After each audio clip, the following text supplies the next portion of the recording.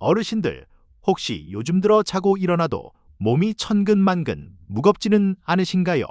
병원에 가서 검사를 받아봐도 딱히 큰 병은 없다는데 여기저기 쑤시고 소화도 안 되고 머리까지 멍한 증상 말입니다. 우리는 그저 나이 탓이겠거니 하고 넘기기 일쑤죠.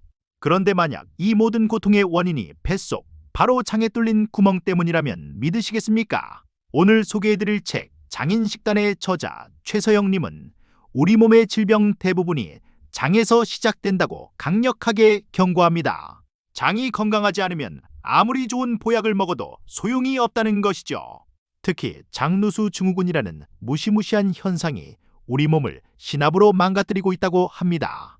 오늘 영상을 끝까지 보시면 내 몸을 괴롭히는 만성 통증의 사슬을 끊어내는 열쇠를 찾으실 수 있습니다. 여기 65세 김 여사님의 이야기를 들어볼까요? 김 여사님은 몇 년 전부터 피부 가려움증과 관절통에 시달렸습니다. 피부과며 정형외과며 안 다닌 병원이 없었죠. 약을 먹으면 그때뿐, 며칠 뒤면 다시 통증이 도지곤 했습니다. 우울증까지 찾아와 하루하루가 지옥 같았다고 해요. 그런데 의외의 곳에서 원인을 발견했습니다. 바로 식습관 문제로 인한 장 건강 악화였습니다. 우리는 흔히 장을 단순히 음식물을 소화하고 배설하는 하수구 정도로 생각합니다. 하지만 장은 제2의 뇌라고 불릴 만큼 중요합니다. 행복 호르몬이라 불리는 세로토닌의 95%가 뇌가 아닌 장에서 만들어진다는 사실 알고 계셨나요? 속이 편해야 마음이 편하다는 옛말이 과학적으로 증명된 셈입니다. 우리 장 속에는 융털이라는 돌기가 빽빽하게 나 있습니다. 마치 카펫 표면처럼 말이죠.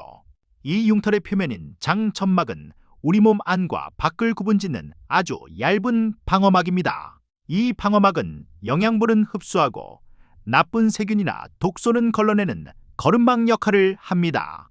아주 미세하고 정교한 채라고 생각하시면 됩니다. 그런데 문제는 이 촘촘해야 할 채에 구멍이 숭숭 뚫릴 때 생깁니다. 이것이 바로 장누수 증후군입니다. 밀가루 음식, 항생제 남용, 스트레스 등으로 인해 장점막의 결합이 느슨해지는 것이죠. 이렇게 되면 걸러져야 할 소화 안 된 음식물 찌꺼기, 세균, 독소들이 그 틈을 타 혈관으로 침투하게 됩니다. 상상해보세요. 더러운 하수구, 물이 깨끗한 상수도관으로 새어 들어가는 끔찍한 상황을요. 혈관을 타고 들어온 이 불청객들은 온몸을 돌며 염증을 일으킵니다. 뇌로 가면 기억력이 떨어지고 치매 위험을 높입니다. 관절로 가면 류머티즘 관절염이 되고 피부로 가면 아토피나 건선이 됩니다. 김 여사님이 겪었던 피부병과 관절통도 결국 장에서 새어나온 독소들이 온몸을 공격해서 생긴 결과였던 겁니다. 그렇다면 도대체 무엇이 우리 장에 구멍을 낼까요? 저자는 가장 큰 적으로 글루텐을 지목합니다. 빵, 라면, 국수 좋아하시죠? 쫄깃한 식감을 내는 글루텐은 장 점막을 자극해 틈을 벌어지게 만듭니다. 또한 설탕과 가공식품 속 첨가물들은 장 속 유해균의 먹이가 되어 장 환경을 쑥대밭으로 만듭니다. 우리가 무심코 먹었던 달콤한 간식이 내장을 찌르는 칼이 되고 있었던 것입니다. 우리 장 속은 거대한 전쟁터와 같습니다. 우리 몸에 좋은 유익균과 나쁜 유해균이 끊임없이 땅 따먹기 싸움을 하고 있죠. 건강한 장은 유익균이 8유해균이 이 정도의 비율을 유지합니다. 하지만 나쁜 식습관은 유해균에게만 힘을 실어줍니다. 유해균이 득세하면 가스가 차고 변비나 설사가 반복되며 장점막은 더욱 빠르게 손상됩니다. 감기만 걸려도 쉽게 처방받는 항생제, 어르신들 많이 드시죠? 물론 꼭 필요할 때도 있습니다. 하지만 항생제는 원자폭탄과 같습니다. 나쁜 균만 죽이는 게 아니라 우리 몸을 지켜주는 유익균까지 모조리 죽여버립니다. 한번 파괴된 장내 생태계가 복구되려면 엄청난 시간이 걸립니다. 약을 먹고 속이 더부룩했던 경험, 다 이유가 있었던 겁니다. 여기까지 들으니 너무 걱정되시나요? 하지만 너무 낙담하지 마세요. 우리 몸, 특히 장점막 세포는 재생 능력이 매우 뛰어납니다. 3일에서 5일이면 새로운 세포로 교체되니까요. 지금부터라도 올바른 재료를 넣어주면 무너진 장벽을 다시 튼튼하게 세울 수 있습니다.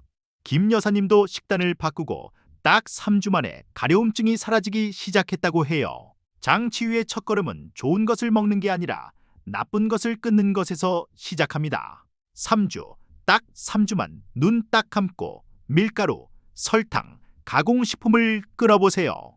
특히 액상과당이 든 음료수는 독약이나 마찬가지입니다. 처음엔 힘들겠지만 3일만 지나도 속이 편안해지는 걸 느끼실 겁니다. 뱃속 그릇을 먼저 비워야 새 것을 채울 수 있습니다. 나쁜 균을 굶겼다면 이제 우리 편인 유익균에게 밥을 줘야겠죠. 유익균이 가장 좋아하는 먹이가 바로 식이섬유입니다. 채소, 해조류, 버섯을 몇 끼니 챙겨 드세요. 질긴 나물이나 잎채소는 장 청소부 역할을 합니다. 변비가 있다고 유산균 제품만 사서 드시는데 먹이가 없으면 유산균도 장에서 굶어 죽습니다. 채소가 먼저입니다. 한국인은 축복받은 민족입니다. 바로 김치, 된장, 청국장 같은 훌륭한 발효식품이 있기 때문이죠. 잘 익은 김치 1g에는 수억 마리의 유산균이 들어있습니다. 단, 시중에서 파는 달달한 김치나 끓여서 균이 다 죽은 찌개보다는 적당히 익은 생김치나 나토, 청국장 가루 등을 활용해 살아있는 균을 섭취하는 것이 훨씬 효과적입니다. 장점막을 복구하는데 특효약이 하나 있습니다. 바로 사골 국물입니다. 뼈를 오래 구워낸 국물에는 콜라겐과 아미노산이 풍부한데 이것이 구멍난 장벽을 메워주는 시멘트 역할을 합니다. 옛날 어르신들이 기운 없을 때 곰국을 드셨던 건 정말 지혜로운 처방이었습니다. 첨가물 없이 푹 고운 뼈 국물 한 그릇, 그 어떤 영양제보다 낫습니다. 아무리 좋은 음식을 먹어도 대충 씹어 넘기면 허사입니다. 소화가 안 된 덩어리 음식은 장에서 부패하여 독소를 만듭니다. 입에서 죽이 될 때까지 씹으세요. 최소 30번은 씹어야 침 속에 소화 효소가 충분히 섞입니다. 위장이 할 일을 입이 대신해 준다고 생각하세요. 치아가 부실하다면 재료를 잘게 다져서 조리하는 것도 방법입니다. 사촌이 땅을 사면 배가 아프다는 말, 그냥 나온 말이 아닙니다. 뇌와 장은 미주신경으로 직통 연결되어 있어서 스트레스를 받으면 장혈관이 수축하고 소화 기능이 멈춥니다.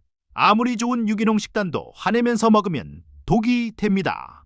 식사 시간만큼은 마음을 편하게 감사한 마음으로 드세요. 그것이 최고의 소화제입니다. 물 마시는 습관도 중요합니다. 식사 도중이나 직후에 물을 벌컥벌컥 마시면 위액이 묽어져 소화를 방해합니다.